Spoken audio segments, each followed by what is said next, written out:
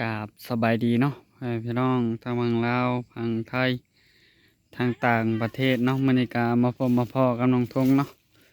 มื้อนี้กะพอดีทางน้องลินน้องๆเพิ่นพากันมาหาหน่อไม้พ่อแม่พี่น้องเอ้ย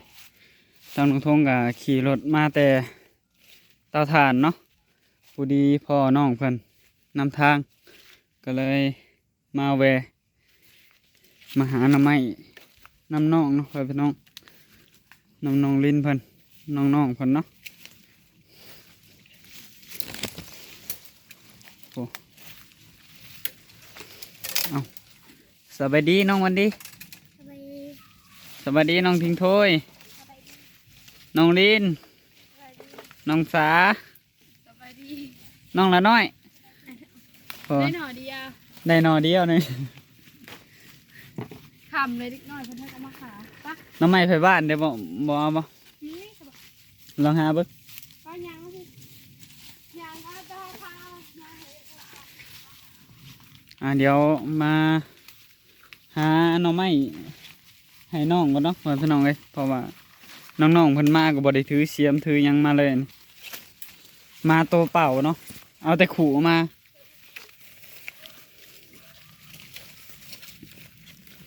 เพิ่นเอาแต่ขู่มา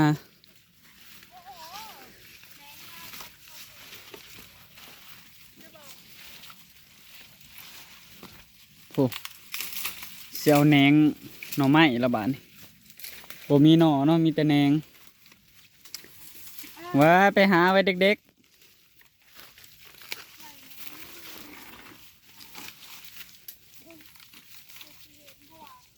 คนก็มาหาหลาย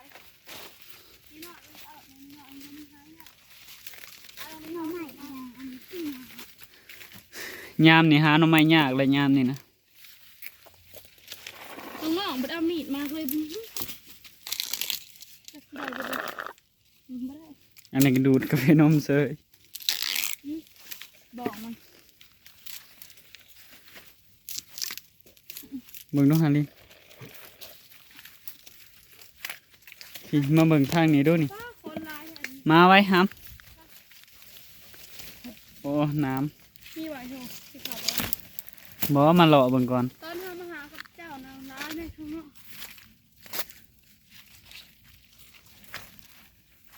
ไปขันนี้เราไปเกาอื่นเนาะเพราะว่าคนมาหาน่ะ โอเคเนาะพวกน้องๆเพิ่นก็แยกกันไปหาทางอื่นเลย ทางฟ้าเขาไปอยู่ข้าวสารเพราะว่าได้ประทาน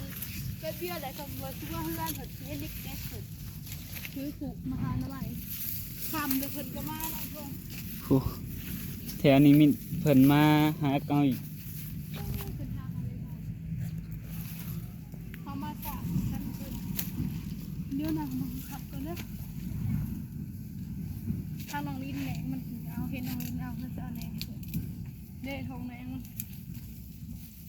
เอาเบิดแล้วละขนาดได้หลายเถอะเด้นะ เด้ทอง เด้แหนงน้อยๆมัน2 อัน3 อัน เยอะเลยค่ะ เด้บ่เห็นว่านะ หน่อยนะเพื่อนนะ ลินมาทางนี้ดู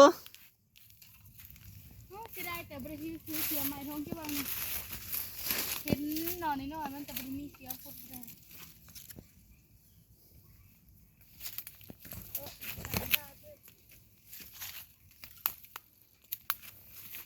ได้ถูกแดงหน่อยเขาหักแล้วเห็นใบทองหนอมันนะ โอเคเนาะหาหน่อไม้บ่ฮู้สิได้หรือบ่น้องสามันก็ส่องซ้ายส่องขวาเห็นอยู่ป่ะเดี๋ยวนี้ มีตัวนี้นะ โอ้ลองไปเบิ่งทางนั้นเบิ่งดู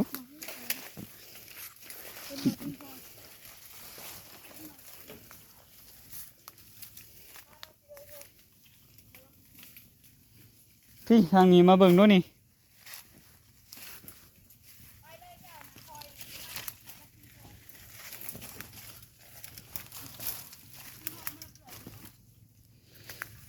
หาหน่อไม้ให้น้องๆก่อนเนาะพี่น้องเพิ่นมากัน2-3 คน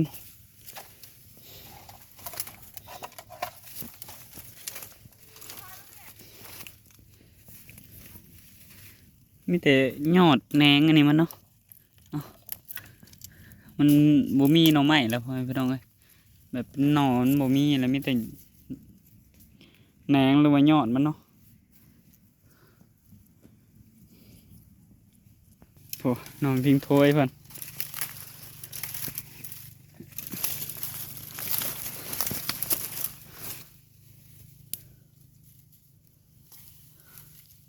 โอ้คือได้ยอดใหญ่แถมโอ้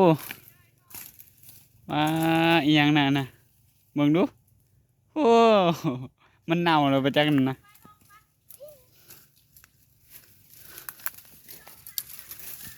แป๊บหนึงหาเบิ่งแถวนี้ก่อนน้องสามันก็เอิ้นเนาะพี่น้องมันบ่ค่อยมีเด้หน่อไม้ก็ได้จักสิได้หลายปานใดนี่ก็เอ้าตั้งมันเลาะมึงแถวนี้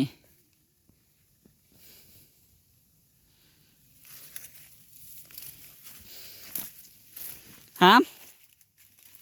หามมาเลาะมึงแถวนี้มา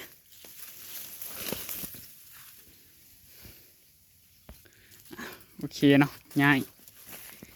ยมาเบิ่งมองใหม่ก่อนมีบ่หน่อทางนี้หรือว่ามีแต่แหนงหามึงคักๆเด้อหามเด้อ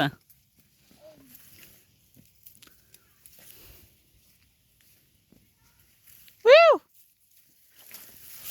น้องสามันก็เอิ้นอยู่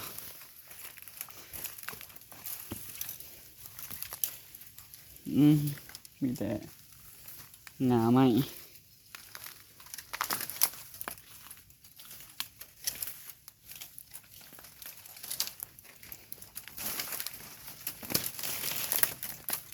มารอมาครั้งนี้ก่อน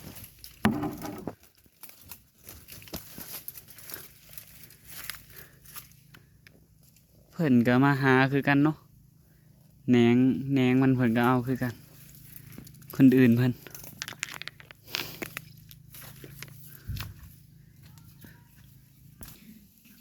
โอเคเนาะดูดมาจนวันพี่นี่เห็ดหนอหนึ่งเนาะพี่น้อง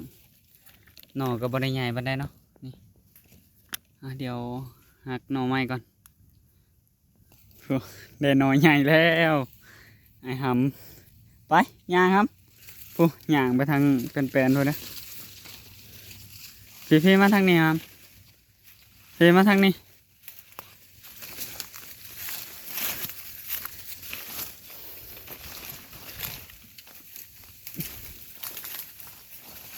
บ่เจอเห็ดปวกนะบ่เนาะแถวนี้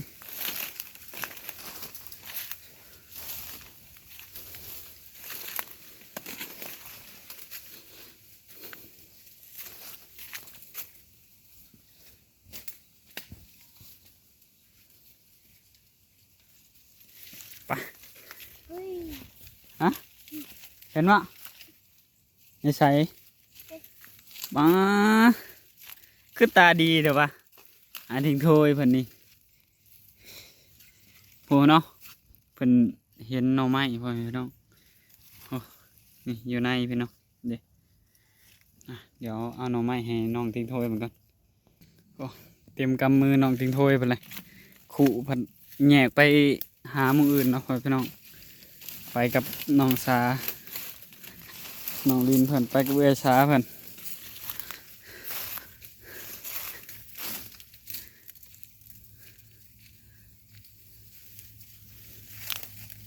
น้องทงก็มากับน้องทิ้งถ้วย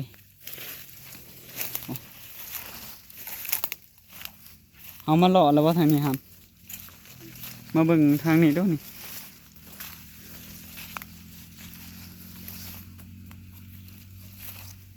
คือว่ามาหล่อแล้วเนาะทางนี้แต่ว่าหาบริทัว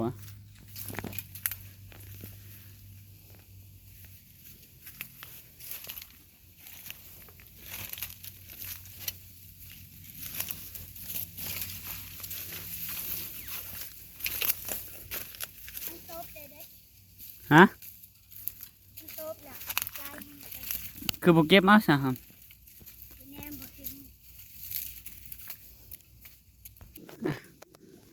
เคเนาะน้ำใหม่ก็หายากเลย บาดมือก็ นี่ทำหนุ่มก็ได้ยอดมันโอ้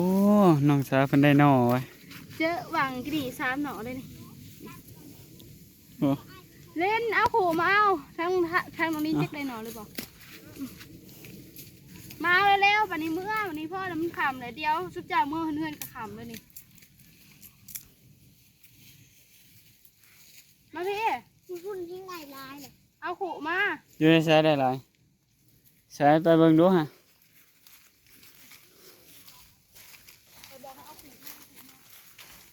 เล่นเอาขู่ไปให้เอื้อยนะเอาขู่มาใส่ให้เอื้อยนะเหี่ยบัดเลยขู่หักเข่งใส่ขู่นะ มา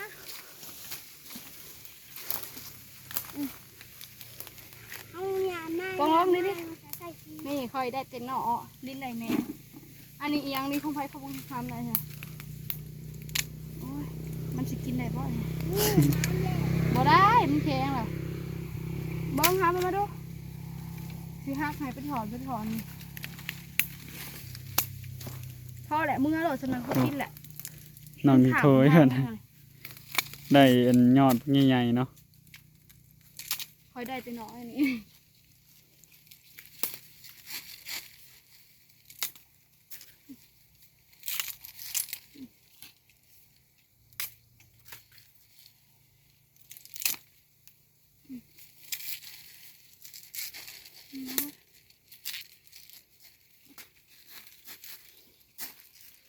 ใกล้วันนี้พาขึ้นเมื่อวันนี้หน่อยเท่านั้นกาปาดมือจำได้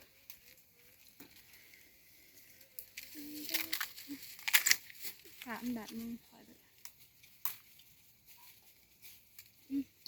ไปเมื่อวันนี้พอแหละสนิทกับพอกินแหละปะเมื่อวันนี้คือกลับ แต่มึงดูโอ้ได้หลายเติม เจอหน่อมันวางที่นี่เจอหน่อมัน เอาตอนนี้การน้องๆเพิ่นสิพากันย่างเมื่อบาน พอละมันขำเลยเมื่อมันพากันแน่น น้องถึงโทยเพิ่นหอบใส่บกเสือมา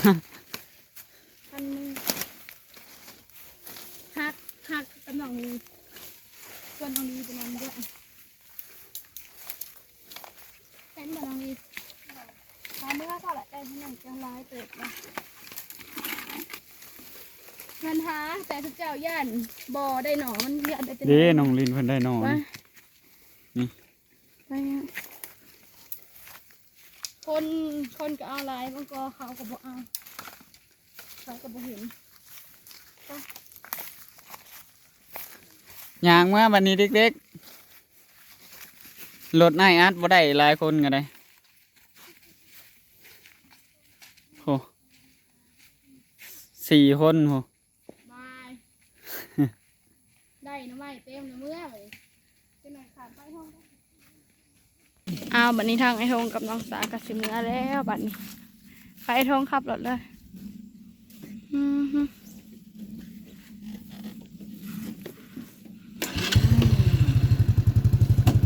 เมื่อเฮือนแล้วบัดนี้ก็หาหน่อไม้แป๊บเดียวหนึ่งเพราะว่าหาหลายคนเห็นเด็กๆเพิ่นย่างมาหาหน่อไม้ทางน้องสาก็เลยชวนไอ้ทงมาหาซอยเด็กๆเพราะว่าย่านเพิ่นมาแต่เด็กๆก็ย่านเพิ่นย่านเด้เข้าป่าหน่อไม้มันก็มืดหาเพิ่นหาก็ย่านจะได้แต่แนงมันกับหนอมันก็ได้หนึ่งเนาะอันนี้ก็ได้หนอมันหลายเติมน้อยโทผูนทางเด็กๆเพิ่นก็รถทางสาบดีช่วงนี้ก็เลยบ่ได้เมื่อส่งเด็ก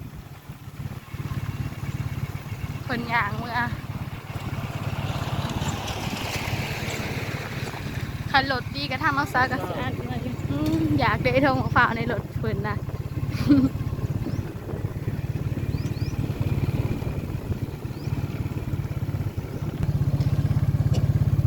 ไปยางเมื่อน้องวันดีบัดนี้ โหน้องละน้อยหิวนักเลยซอยน้องนะแม่น้องลินก็ได้ เปลี่ยนกันหิวเมื่อแบบเดียวก็หอดเพื่อนเหรอคุณน้องวันดีคนหน่อยอยู่มาน้ำหมูเซ้ยแต่ละเถื่อนะเพิ่นหาซีติดแม่เพิ่นน้อยทงเนาะแต่วันนี้เห็นหมูแล้วก็เลยมาน้ำหมูมาหลายคนจึงหมดเพื่อสิยางหอดเพื่อนกาคำและไปยางเมื่อ ไปทงไปเลย เอาสิให้ ละน้อย ย่างเมื่อนำบ่ อาจจะคือรถทันเลยได้น้ำไม้ละไอเติมวันนี้ไปบายบายบายบายเมื่อป้ากันเด้อไปวันดีผู้ลอยผมไปไอทงนะโอ้ส่วนนี้บรรยากาศกาหนาวหันห่อนนี่ลอยทงเนาะแต่มันมีแดดแต่มันลมมันกับบริหอนกันได้ดอกอันนี้เป็นทางมาเฮือนไอทงเพราะว่าเมื่อทางป่าไอทงหน่อยนี่ แม่น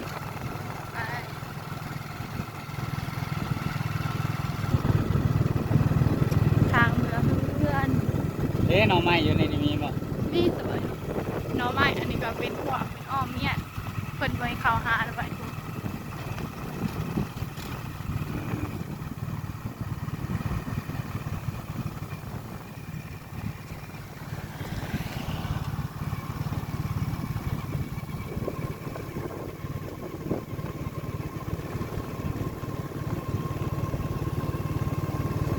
ไปเลยไอ้ทง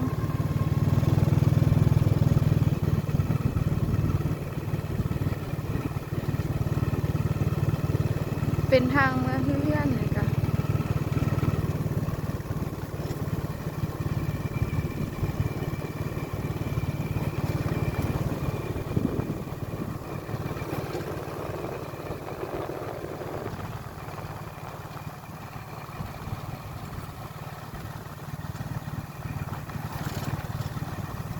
ทางน้องๆเพิ่นก็มาหาหน่อไม้กินแรงคำเลยเพิ่นก็พากันมาเสยหน่อยเถอะเนาะเพิ่นก็อยากจริงๆนะ ขออนุญาตครับ มาหลายคนเนาะ ยังบ่ค้ำปานใด เพื่อคนอยากมันเกินกับคำเลยเนาะ แม่น ถ่ายตอนเมื่อให้เอฟซีได้เบิกได้หับชม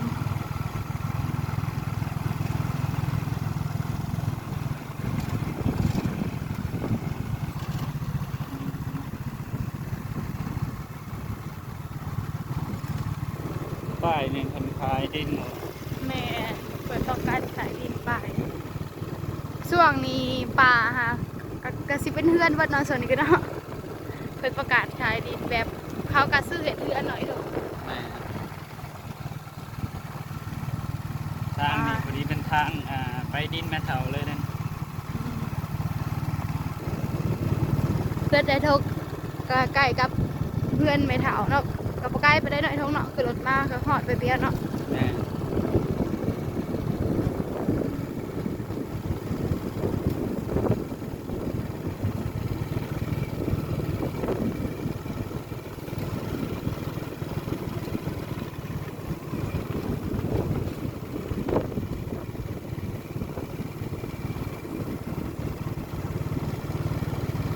ทางเรา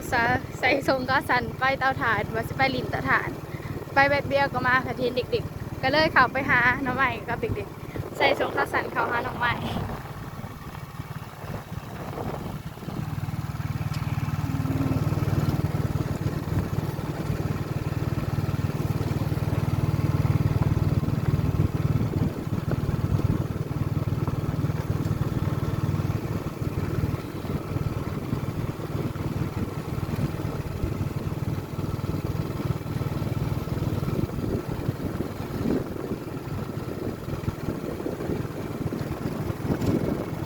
ลมแห้ง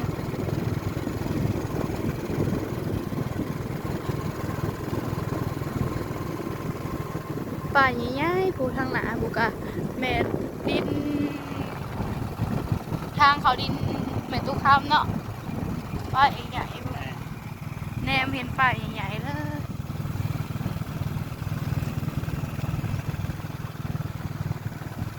โหลดไทยไอ้ทงนะ รถไฟสั่งรถน้องแหลบ่ น่าจะเมนนะเห็นเพิ่นนางอยู่ทางน้องสากาประเด็ไปเฮือนทางเฮือนน้องแหลกไปแต่ไปซอยเวียกแล้วงานแล้วกาล่างถ้วยเก็บถ้วยไปส่งเขาหน่อยโถ แม่น เพิ่นนางรถคันสีแดงเพิ่นนางลงคลิปก่อนนะ เข้าไปหาเพิ่นดู ขาไป แ ไปจบคลิปเลยโอ้นางอยู่แล้วก็เห็ดหยัง เห็นหยังน้องแหล่ฮะว่าก็ดังเจ้าเลยว่า ลงคลิปบ่ สบายดีนะแม่น้องแหล่นี่ ป่ายใหญ่เลยเนาะ โอ้นางเจ้าผู้บ่าวบอกเลิกว่ะ คือนางเจ้าเนี่ย ไอทงก็ว่าเอาไป บอกหยอก เอาไอทงจบคลิปเลยบัด คิดว่าผัวบอกเลิกใช่ไหม อ่า โอเคเนาะเห็นน้องๆไปหาหน่อไม้ ย่างไป4 คน แม่เขาโอ้โห โอ้โหคือกันคอยไปถามคอยก็เลยไปหาสอยข้างเลย โอเคเนาะทางลุงทงกับสิได้จบคลิปเพียงเท่านี้เนาะกะขอบคุณทางเมซีเบิร์ดสุขคนเนาะที่เบิ่งคลิปของลุงทงตอนต้นจนจบที่บความโฆษณาเนาะทางลุงทงกับสิขอลาไว้เพียงเท่านี้เนาะโดยชื่อขอกล่าวเข้ามาสบายดีเมซีเบิร์ดสุขคนเอาสบายดีสบายดีน้องแร่โอ้เพิ่นมานั่งตัดคลิปอยู่พี่นั่งเจ้าอยู่คิดว่าผู้บ่าวบ่เป็นผู้บ่าวผัวบอกเลิกซะดอกบ่หยอกน้องแร่เพิ่นพ่อแม่พี่น้องเอ้ยโอเคเนาะทางน้องทงสิขอกล่าวเข้ามาสบายดี